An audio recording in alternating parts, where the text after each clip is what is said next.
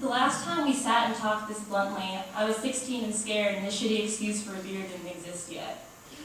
The holy t-shirt did.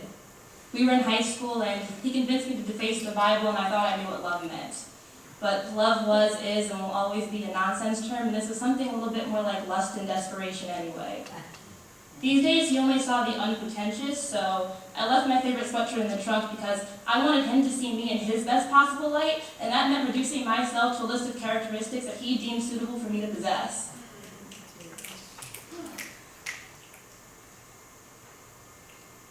Sorry. Suitable for me to possess. I would never change myself for a boy, but I changed for him, and I would do it again in a heartbeat.